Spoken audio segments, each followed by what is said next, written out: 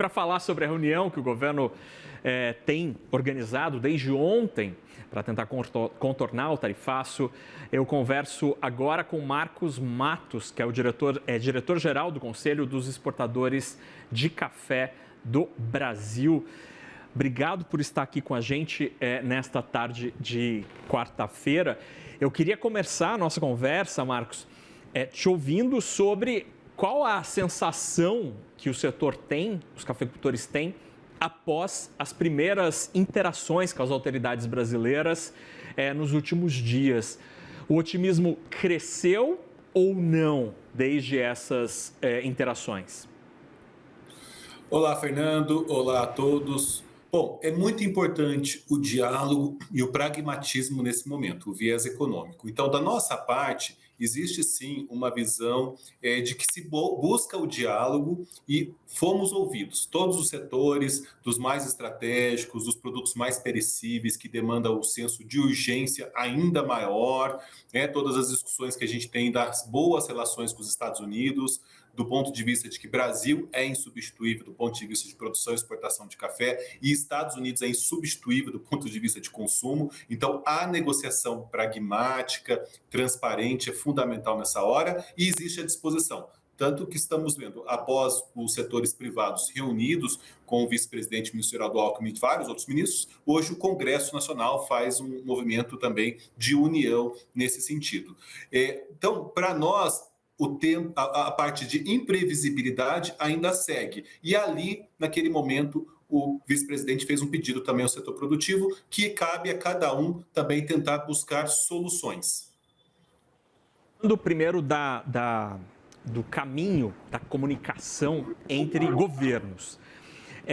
Como é que é a tua leitura, qual é a tua leitura sobre a capacidade que hoje as autoridades brasileiras têm de conversar com os negociadores americanos, com a Casa Branca, com as autoridades dos Estados Unidos? Esse canal de comunicação, ele está funcionando ou ele está entupido? Nós temos um modelo muito diferente de negociação. Quando o Ministério de Relações Exteriores convoca os embaixadores mais experientes, isso é importante.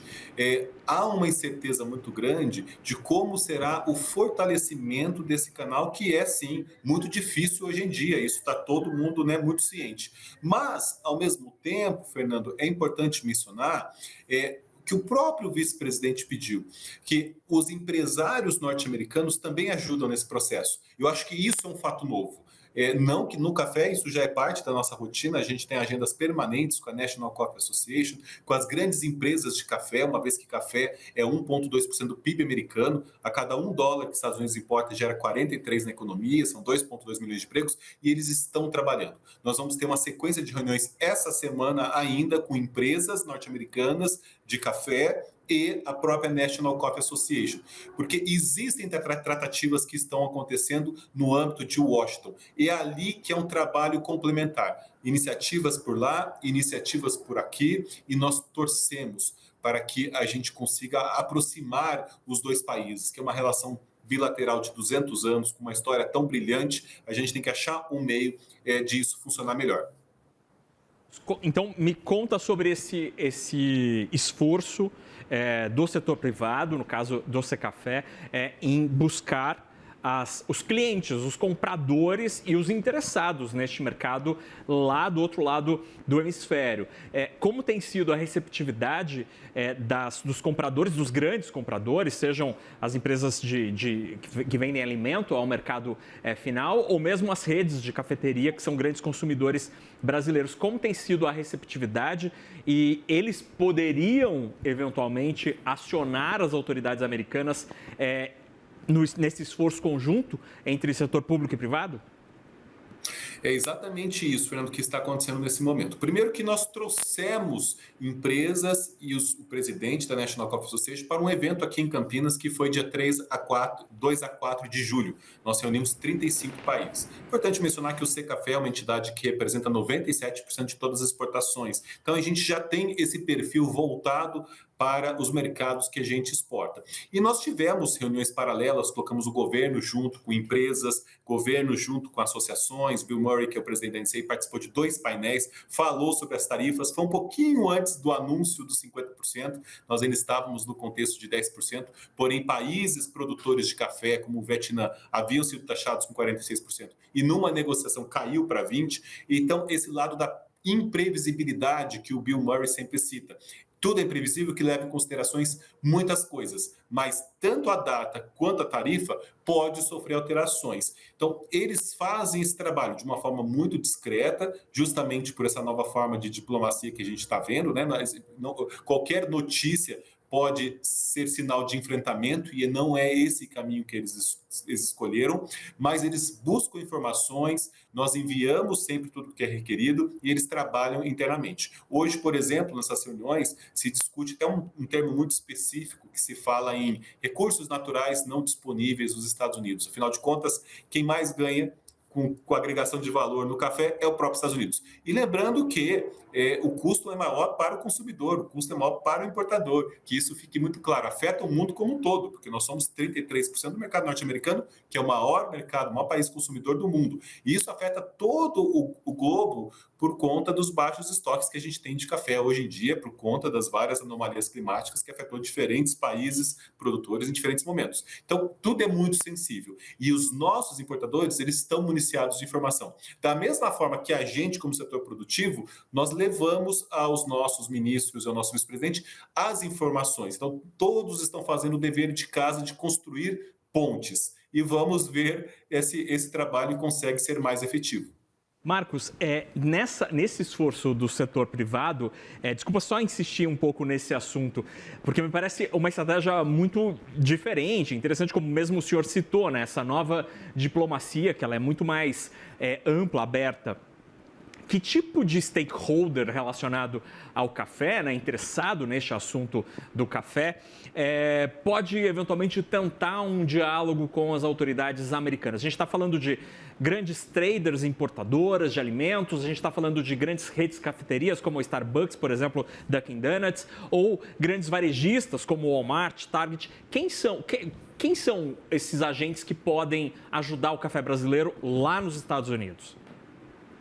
Bom, é importante contextualizar que a National Coffee Association representa a indústria e o trade norte-americano e as cafeterias. Então, a gente tem desde indústrias participando ativamente desse processo, as maiores redes de cafeterias, aqui já mencionadas, né, participando desse processo. Algumas mais ativas e nos municiam de informações. Então, nós temos uma relação muito próxima com os maiores. Tanto o maior da indústria, o maior da rede de cafeterias e a National Coffee Association, que tem uma estrutura em Washington e o presidente acompanha todas as discussões diretamente com o poder executivo. Então, sem dúvida nenhuma, cada um que emprega, cada um que eventualmente apoiou a campanha, eventualmente tem uma influência maior junto a partidos políticos como o Partido Republicano. Então, nessa hora, a visão estratégica de cada um. Então, nós criamos uma ponte entre o setor privado que já existia e mesmo no setor público também existia, que nós vivemos agora novos momentos. Então, eu acredito que essa sinergia, esses movimentos muito combinados, né,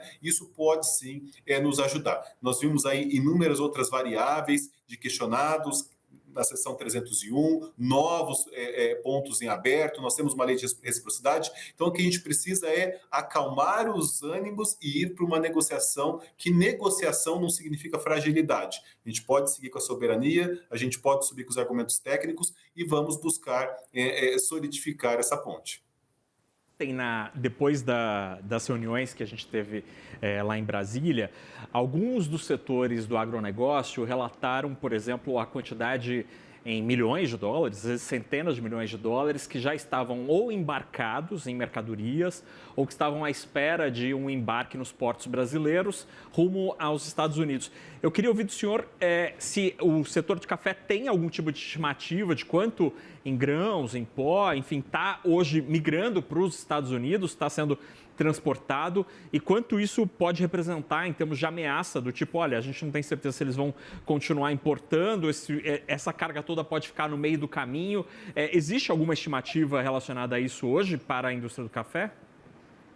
Olha, para nós, os impactos ainda são incalculáveis diante do impacto, porque não é só entre dois países, entre os maiores dos dois lados, né? No momento que o mundo está fragilizado. O que nós sabemos é que, por hora, as cargas mais perecíveis, as cargas que estão a caminho, a gente vê que é um tratamento diferenciado. Vimos as frutas, a Uhum. manga, as tilápias, né? O café são 2 bilhões de dólares, é um mercado muito encorpado.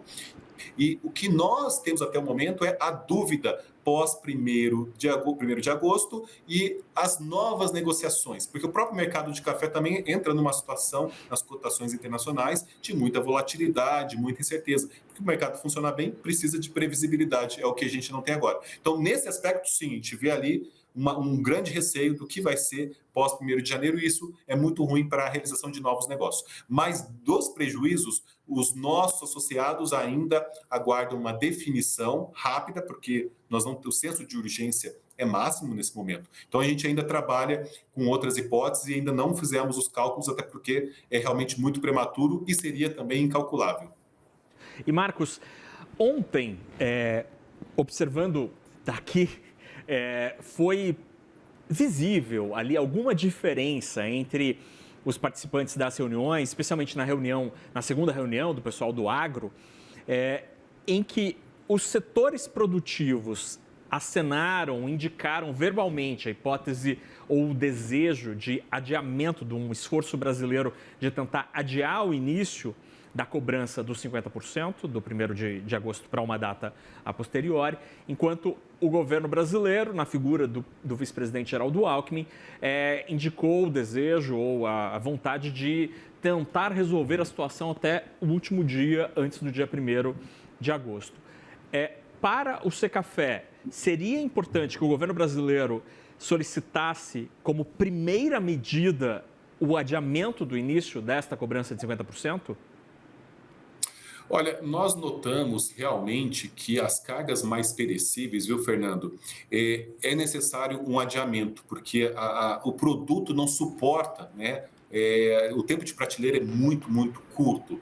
E eu senti do governo essa compreensão, apesar, obviamente, de olhar a negociação como um todo, levarmos todos os assuntos, a soberania, a mostrar os números, né, que na verdade o Brasil é deficitário em relação aos Estados Unidos desde 2009. Então, existe sim esse trabalho estrutural, mas sempre, né, o nosso vice-presidente comentava, mas os produtos perecíveis nós também compreendemos. Então, eu acredito que a negociação assim, e conseguindo a abertura desse diálogo, o que nós vimos nas outras negociações com os outros países, seja Canadá, México, União Europeia, é sempre o primeiro ponto é postergar para se ter mais tempo para a própria negociação acontecer, para os argumentos serem colocados na mesa. Então, eu acredito que sejam ações paralelas. Uma acaba andando com a outra de acordo com o modelo de negociação que a gente tem visto.